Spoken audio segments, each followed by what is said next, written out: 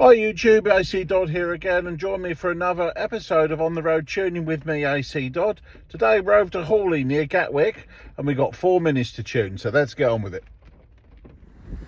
So here we are down in Horley, next to Gatwick, for a 4-car tuning day. First car up, this is a nice Mini Cooper. There we go, nice and original. It's a late model. And under the bonnet we've got the usual factory install, which is a 1275 Cooper engine on a carburetor. As you can see, it's got crank vents and a K&M filter. So let's see what we can find. Okay, so this is Chris. All right, Chris. Hey. Why have you called us down today? Well, my Mini's been driving really badly, and after seeing your videos online, I knew I needed some help, so I'm really glad you're here today. Okay, all right. So when you say driving really badly, can you describe for the viewers what that means? Off the line, very sluggish. Can't get it to red line. It was just topping out at about 4,000 RPM. Yeah. And yeah, just not sounding right. Okay, all right. Well, let's dig in and see what we can find. Cool. Okay, so getting into this one first thing I find, we got quite a poor set of leads. So 11.6k on the coil lead, and I've got 8k on the main lead. So you've got over 20k between the coil and the spark plugs. So we're going to need to get rid of those. Next job, look at the spark plugs as well. Right, so we're having a look further into this this Cooper engine. I've got the HT leads changed. It had iridium spark plugs in, so they've only just been put in. So because they're quite expensive, I've obviously left them in. There's no wear on them, so I've just gapped them. Anyway, looking at the timing, that's all the timing I've got on the crankshaft at full advance. So we're about 19 degrees retarded. So we'll dial some timing in and see how that responds. So moving on to the carburetor. We find this engine was running rich. I'll turn the mixer down and then turn my attention to the needle. So it was a standard BFY needle that was in the engine, which was not fueling too bad, but it was about right at 2,000. It was too lean at 2,000. It was about right at 3,000, a bit lean at 4,000, and a bit lean at 5,000. So what I've decided to do is change the needle, because actually I think I need a bit more fueling at the top end. So we've gone for a BBA needle, and that's just a touch lean all the way across. So it's easier for me to modify this one. So we're going to give this a little bit of adjustment and put it in, and then that should see this engine running strong. Okay, so we got this one dialed in. Ended up with a BBA needle, which we had to modify because it was too lean right the way across the rev range. A little bit of adjustment there, and then also the BBA is a little bit richer at the top end. So that should take care of that. The damper was also needed some adjustment. I changed the oil because it was a little bit thin, and then I went up a grade and unfortunately made it too rich. So I had to compensate by adjusting the damper. But yeah, we got there. So we'll send Chris, the owner, out in it and see what he thinks.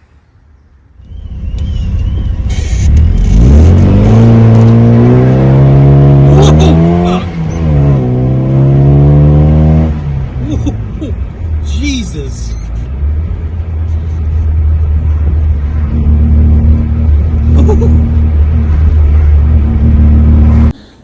Okay, so Chris has been out in his car. You can already see the smile, which is excellent. So what's it like now, Chris? Smooth all the way through. Doesn't bog down when I pull away, as everyone heard when I pulled away from the yard. Yeah, and, you left a bit of rubber on the road when you pulled away. Yeah. But yeah, now it cruises smoothly, pulls away nicely, and yeah, all the way through the range is really smooth. Okay, so no flat spots. Nothing. More power. Lots more power now. Excellent. All right. Well, let's move on to the next car. Thank you very much. Thanks. Right. So car number 2. We're going straight onto the engine on this one, and I think we've got a Bill Richards unit. So I'm just going through this one.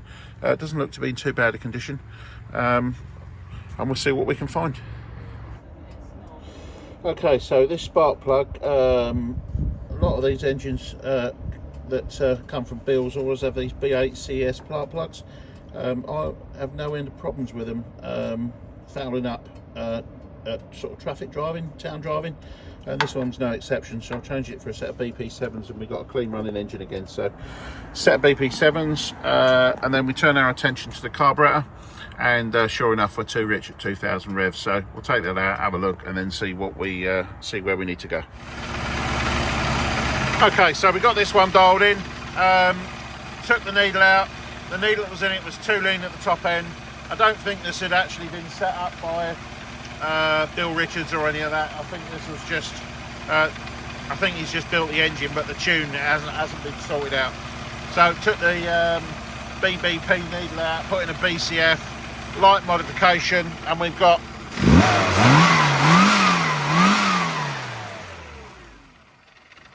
together with the spark plugs we changed, the timing was fine. So I'll let the owner go out in it and see what they think. So next car, GTM. Look at that. Haven't seen one of these for years. Engine in the back.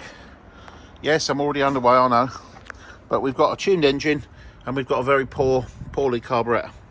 So let's go and have a chat with the owner and see what it's doing. All right, Norman. This is your GTM, I understand? Yeah, that's right. Wonderful. So why have you brought it here today? Well, I want it tuned up correctly, and you're the man to do it. Okay. So has it got any particular running problems, any issues you've noticed? It's running rich, and the idle varies. Okay. And what's the performance like? I've still run it in. It's just Okay. done nearly 400 mile to run in, so I'm keeping it up to 4,000, but it seems good up to that. Okay. Has it got flat spots or anything like that? Not so strong. Okay. All right. Well, let's dig in, and I know you've got a carburetor problem because we're already on it, so I'll get to the bottom of that, and hopefully we can get this running well. Great, thanks.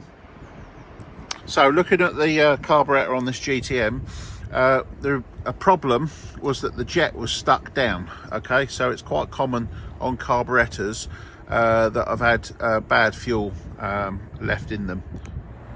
So in this case, unfortunately, the jet was stuck down, even though this is a rebuilt carb. So the gentleman who owns this car paid £180 to have this carburetor rebuilt, and unfortunately all that glitters isn't gold.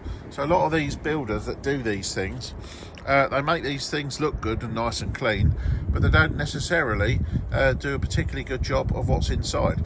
So we got play in the throttle spindle, and we had basically sand contamination, which has caused the jet to get stuck on the inside. So I've had to clean that out. The piston and damper assembly was the same, so there was grit in there, and it ended up damaging the previous damper rod. So I've just had to clean it all out and replace that. So yeah, just because you know, you think 180 quid is a good price, well, it's a good price for a reason. That's because the job's not been done properly.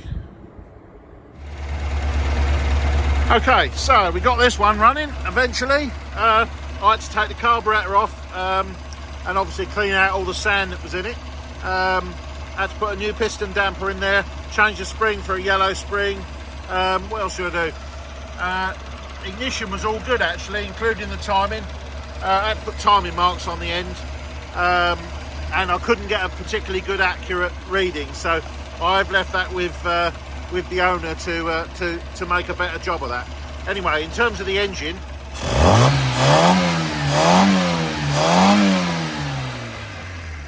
this one's all ready for a test drive. Okay, so Norman's been out in his GTM after we've done quite a bit of work to yours, because we had to have the carburetor off, strip it all down, clean it out, put it back together, and then we got there. But what's it go like now? Oh, it's fabulous. It's a big improvement. Okay. It's both the drivability is much better, and also the temperature, run temperature, seems to be improved. Excellent. Yeah, that's interesting. We never touched the timing, but there was the fueling was quite a way out. So plenty of power.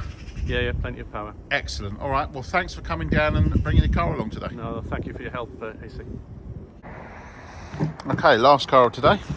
Got this lovely Fast Road Mini. Nice interior.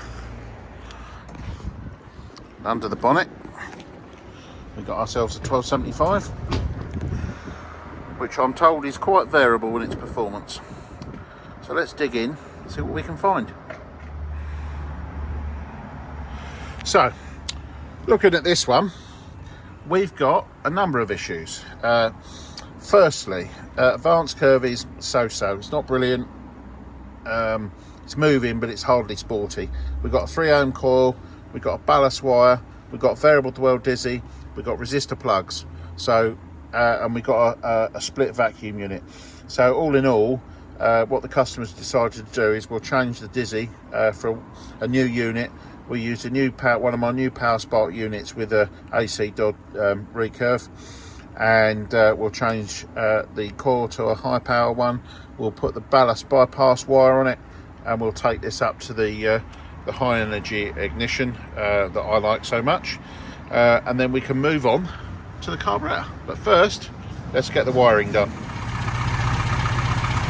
Okay, so as an update, got the engine going again. I haven't finished the tune yet. I've just got the ignition system changed. So to update, we've got a 0.8 ohm high power Viper coil, got a Power Spark new 59D dizzy with an AC-Dodd curve, new set of HT leads because the ones that come off were about 8k each, set of new BP6 spark plugs, all gapped at 35 thou.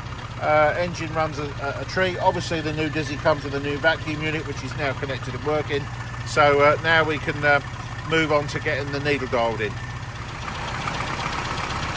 Okay, so we've got this one all dialed in. Replace ignition system, as I said before, and then we moved over to the carburetor.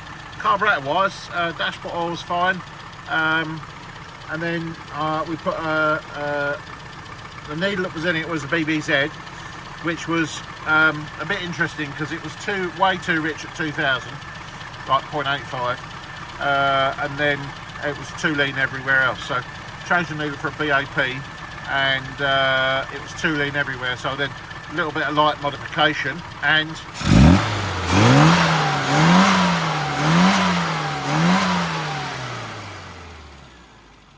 this one's hot to trot. Okay, hope you found that useful. That was also an example of one owner there pulling it all together and making it cheaper for everybody else to have a multi-car event at one venue. So well done there, because everyone benefits. Anyway, as ever, please like, subscribe and share, and I'll see you soon. Thank you very much.